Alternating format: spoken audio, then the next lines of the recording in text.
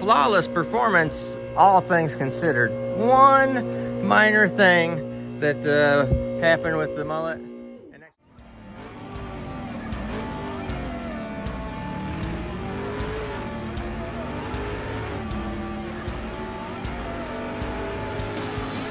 It started out with low oil pressure when the oil was hot, and it stayed. Dyno. Remember on the dyno when we were like, oh, Yeah, that's a little low. Yeah, it was just a little bit low, and when you get 220, 230 degree oil, 250 degree oil, the oil pressure drops, and it was only like at 30 pounds of oil pressure driving for hours on end, but it didn't seem to do any damage. It always made 100. For every 100 psi of RPM, it made a pound of oil pressure. So 3,000 RPM was 30 psi. Yeah. And it was consistent all week. So. Yeah, so there's nothing wrong with it, but these aluminum blocks, I probably have, well, obviously I have just a little bit too much oil clearance in it. So I brought bearings with me. I told Cletus I would take care of that since that's my problem. And so we're gonna pull the pan on this thing, change the main bearings, and take a look at the rod bearings. The main bearings will add increased oil pressure much better than the rod bearings. I might still do the rod bearing, but we'll take a look at it real quick. So we're gonna do that and get this thing rocking for Rocky Mountain Race Week, and get them out the door, what, I think 2 days. So today's Wednesday, yeah, he's gotta leave on Friday.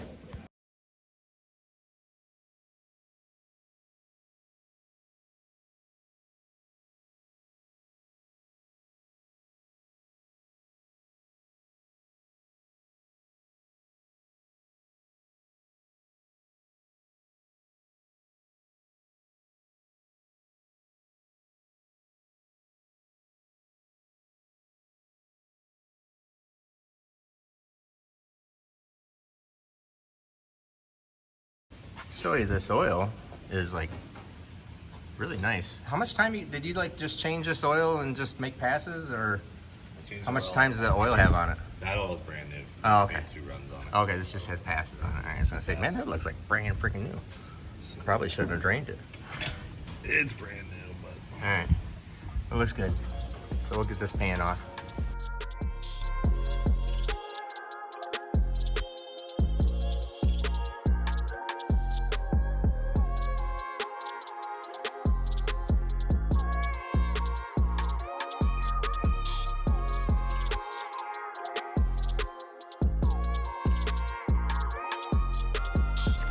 All right, got the oil pan off, and this is what you'd like to see. So, I mean, this is running. I mean, obviously it just has passes on it, but that is about as clean and debris-free. What's this right here? It's just a little bit of, I don't even know what that is. That's nothing. That is, that's really clean and nice.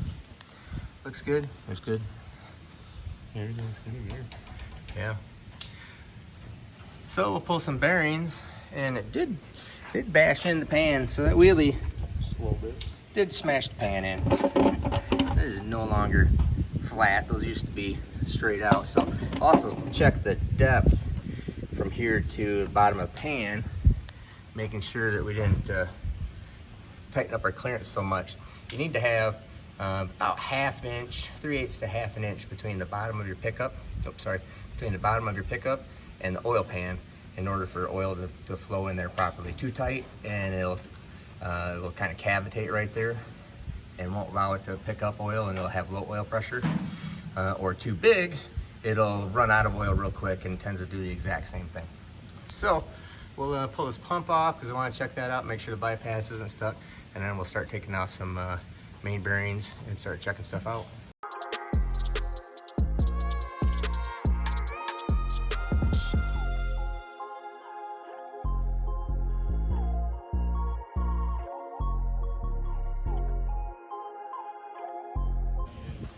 Now this is the bypass of the oil pump. So anything if it, the bypass is there to keep it from just deadheading oil.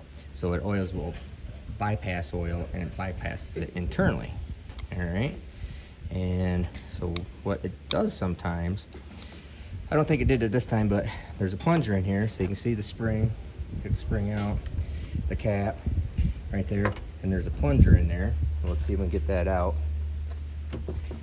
And sometimes I've had these things stick, and obviously it's not stuck since it just came out like crazy.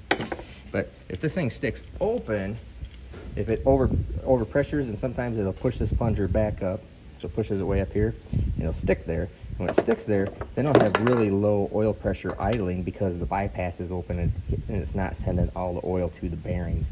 It actually just sits there and internally circles around inside the pump. But this came out like $1 million bucks, nice and clean, free moving. So obviously that's not a problem. Oh, and then I was going to look at this other thing here on the oil pan. Show you this. The other thing I didn't look at was if the oil pump had hit the oil pan. See these little ridges right here? And there's a little piece of material there, a little piece of silicone. But these little ridges here to keep it from being totally flat on the pan. If it had ever hit the pan, it would, let me move this here. You would see indentations in the bottom of the pan. Don't see any indentations, so obviously the pump didn't hit the bottom of the pan, so that's good. Bypass is not stuck, that's good. I put that thing together, and we'll start taking out these main bearings, and we'll look at those one at a time. I'll show you those too.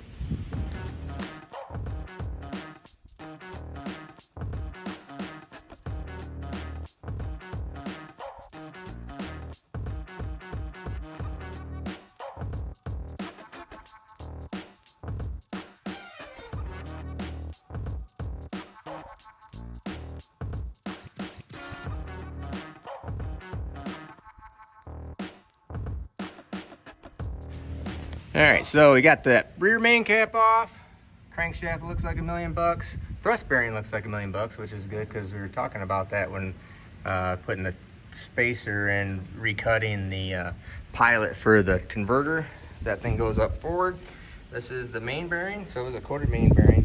That was just a piece of dirt or piece of trash that went through there, but otherwise that looks like $1 million bucks. No problems with that. And you can see that thrust bearing looks real good, no wear in it, nothing going on there. Remember, nothing ever makes a crankshaft go backwards. Crankshafts will only go forward, so you'll never see any wear on this side of the main bearing. You only see wear on that side of the main bearing on the thrust side. That looks like $1 million bucks. So I'm going to have to spin this the upper main bearing shell out. Sometimes it's a little tricky. You would end up ruining the bearing taking it out just because you'd gouge it up on the backside, but it's kind of a bugger. And then have to spin the new one in because obviously we're not taking the crankshaft out of this thing. And I had done this is a 1X bearing, so I'd actually put an extra thou clearance in it, and it's just too much. By the time this thing grows and gets hot for the street drives and everything, just too much clearance. So we'll tighten that thing up, and that's definitely going to fix that. After we get it done with all these main bearings, I'll show you each one. After we get done with these, we'll check out a couple of the rod bearings, but obviously everything looks really good so far.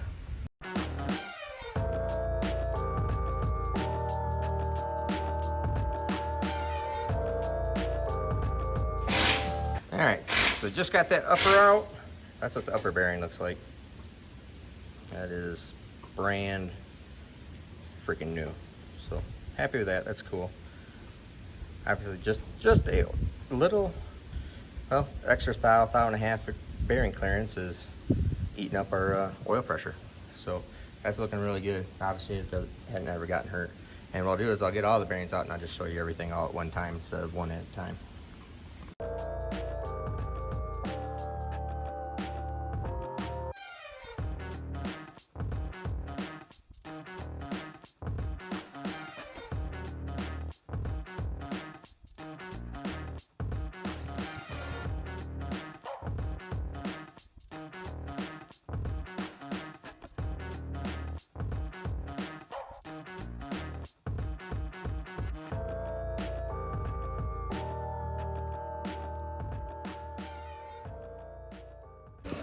We got to make a tool to get the have to have a puller because these are dowel pinned on, so the main cap does not come off. I mean, it's a hard mother trucker to get off of there. So we're making a slide hammer. Jimmy's over there welding it up right now, and putting a little nuts on it and a bolt in it, and then using that as a slide hammer to pull the main cap off.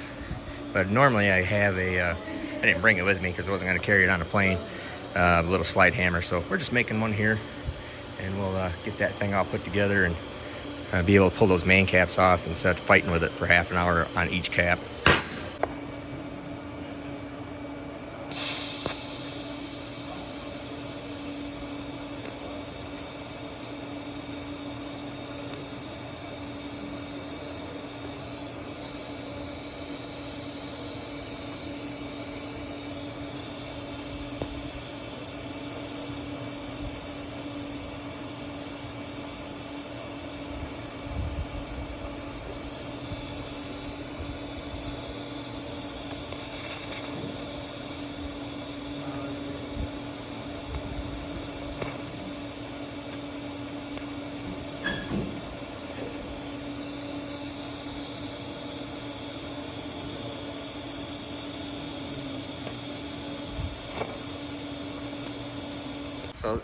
So that's the finished product.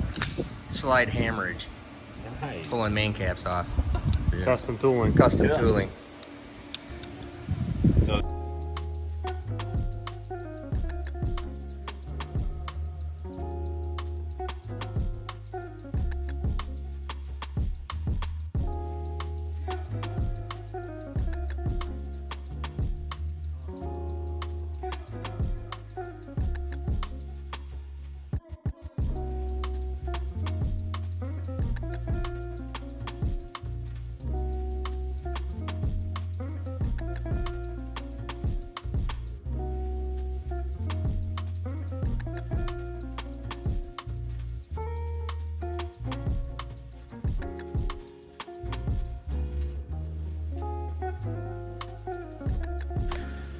All right, so we got the mains all changed.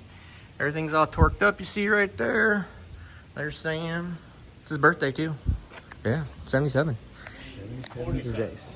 47. That's 47. right. I'm sorry. 47. I Yeah. get my numbers mixed up. Yeah. Sometimes you had it when you get older, you get the numbers messed up on it. So That's right. someday I think it's 77. Someday I think it's 47. Well, you know how. it goes. We'll stick with 47. Sounds good. Good deal. All right, cool. Let's go. All right, so now here's the main bearings all laid out in order. So this is number one. Now these are just, these are actually very good. That's just lint from actually just taking it out, but really nice. Now you gotta keep in mind too, I wiped this one with a rag. That's why it's a little different color. It's not shiny because there's no oil on it. But that is right dead out of the motor. And then I talked about that thrust. Now this was a coated bearing, so it's just taken the coating off of it, but it hasn't done anything to the thrust surface. So that means that the charge pressure is right in the transmission.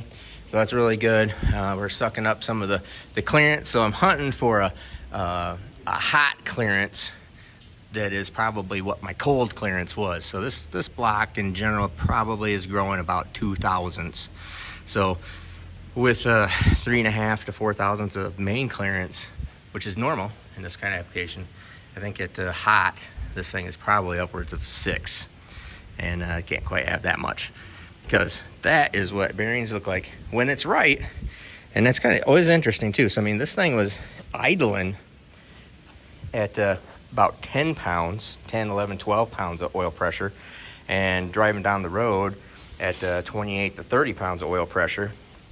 And but during the full pass, you don't have to drag strip the thing, it's like 80. So it's all good. Always interesting on the oil pressure side of things, on how much it really takes when clearances are right, everything's right, that it lives at these lower oil pressures. So now I'm going to, I told you before, you know, you can do a real quick feel on connecting rods and these bearings up here. And what I'm going to do is, those all feel good. What I'm going to do is actually just probably take this one off and just take a quick look at it. But given that there's just nothing in the pan, no wear, no material, obviously there's no wear material off of these, and I'm going to leave the rods at the same clearance. I'm not going to change those because change the crankshaft or the main shaft so much. So I'll pull these off. We'll take a look at those bearings, and then we'll start working on putting the oil pump back on, which was all good. And then we will start working on putting the pan back on, and then go through the top half of the motor, just making sure that everything's all good, ready for him to go to Rocky Mountain Drag Week. Obviously, he would normally do that himself, but I'm here. So I'm here bored waiting for the airplane, so we'll I'll just do that and go through the top half too.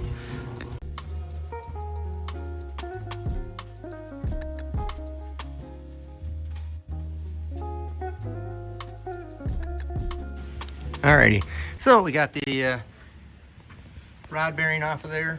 Crankshaft obviously looks like $1 million. Super happy with that. So no problem there at all. And to look at the bearing, now the cap side, oops, cap side looks really good. It's no groove, no nothing there. It just went through the coating. So these are coated too, and I'm not worried about that at all. That is for something that has as much drive time and as much time at idling around, in particular like 10 to 15 pounds of oil pressure at idle with super hot oil. It's not uncommon to just get through the coating. There's no bearing thickness difference here, nothing like that.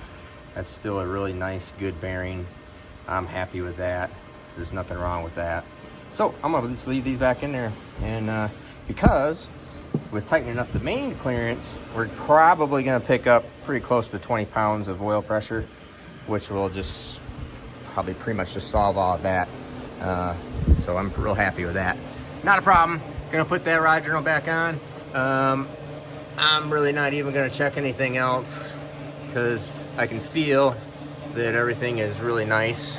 And again, when there's no material, when there's nothing there in the pan, it can't change if there's no material in the pan. And so we're just gonna put this back together, put the oil pan on, and then we'll go through the top.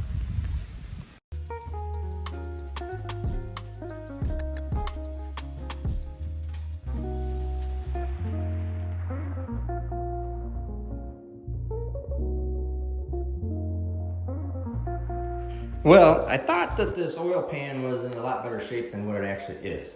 So, it is, if you can see down that rail, it's a little hard to see. It's actually cupped up and bent up. You can see it's bowed out. So this thing has basically gotten squashed from the bottom from the wheelie, so it kind of spreads the whole thing out width-wise like that, right? So you can see it's all bowed out there, really bowed out there. And so I think we're gonna try, what we're gonna do is, I'm just gonna send a new one down to here. Don't do wheelies like that again, it sucks. You're the one who gave me all that horsepower and then left town. Yeah, so, and it's the bottom of the pan down here is actually measured it, and this is an 8-inch pan plus gasket, which would make it 825, and this thing is actually below 8 inches with the gasket. So it's sucked up about 1/4 of an inch, which is taking a bunch of clearance away. It didn't hit the oil pump, but it isn't right, and it's just bent all to hell. So I'm gonna do a temporary straighten in the old press, and then just put it on with a couple bolts so we can just verify that the oil pressure is right and it comes up, and then Garrett will clear, so we'll change this thing out tomorrow, or have the guys change it out. Somebody. So we're gonna straighten this thing out and put it back up on there. There you go. So we got her up in the press, and all I'm caring about, we're not gonna fix this pan because it's just too damaged. But what I wanted to do is just push this bottom out. So we're gonna sit here, and you can see it starting to. It doesn't take a lot of pressure because it's just sheet metal, but I wanted to press this thing out, trying to get proper clearance just so it doesn't give us a false reading. So I'm gonna go grab the tape measure here real quick and just give it a quick tape measure and see if I'm pretty close to the right pan clearance, just so it's not screwing with us. Then all I'm gonna do is put it on, a couple bolts, and just make sure, fill it up with oil, start it, and we'll check it out. All right, got the old measurer. Let's see where we're at here. It's a little hard to get it in there perfect, but that is, you can see that this was it's an 8-inch pan, which means normally it would be 8 inches to the bottom of the pan plus gasket. So I am going to, let's see, what is that? Try to do an easier way of measuring here. So that is 3 1/4 plus 5, and that's plus 5, 7/8. So it's 3, 4, 5. Well, let's see, now that's 8 1/2 there. So that's where I'm pressed down right there in the middle. So I think I'll just press it a little bit further, get that thing. Since it's kind of foobarred up, we're not really worried about it. And I think that's going to do it right there.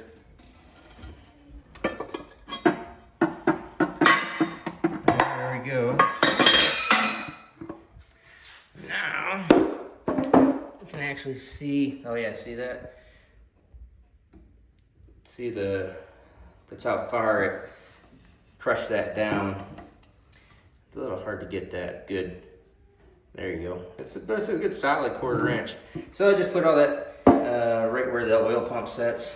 Give it some clearance, but that's just a temporary fix. So let's go put it on.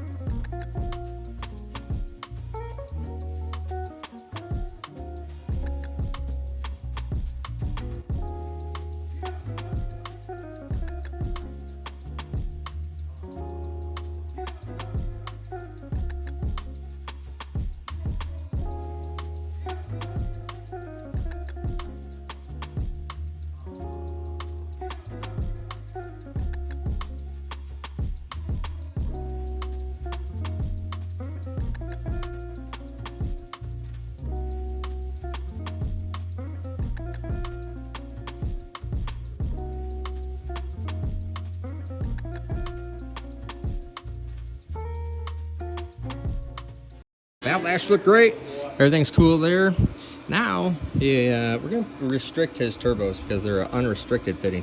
Real common to, especially as we just increased oil pressure on it, or going to be increasing oil pressure on it, you overpressurize the turbo and it will really smoke. So unrestricted turbo, we're going to take these fittings off and drill, tap, and put a restrictor in it. And I'll show you how to do that. So I got the fittings out and tried putting a restrictor, actually a set screw in it, but the darn set screw is so hard I don't have any really good drills here, and so I can't drill through it. So we got Ty over here is going to fill them with weld, and I'll re-drill it from there with a 062 is also the smallest we got, but 062 is way better than 1/4 inch feed on there. So that'll restrict and help get us more oil control there, because it was smoking a little bit on startup just through the turbo, which is real common because it gets too much oil to the turbo unrestricted on a dash 6 line. So that's just a little FYI. 062, and I'll usually go down to 040 on there. Don't tell Precision that because they get mad. Alright, now we're running. Got everything all set up. Put our oil restrictor in here. And we'll check out the oil pressure, see what it's at.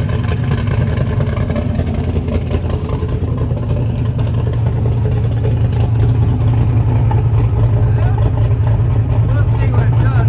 It does have a 2050 in it instead of a 70 weight. So we'll see. Alright, and we just checked it out. I think everything's good.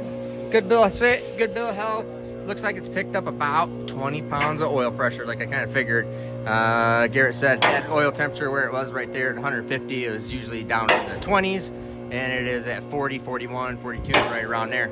So I think we're rocking, and it is time to get out of here. So next spot you see me is I got a dyno job tomorrow at home. I'm Steve Morris, working on a mullet over at Cletus's. Have a good day.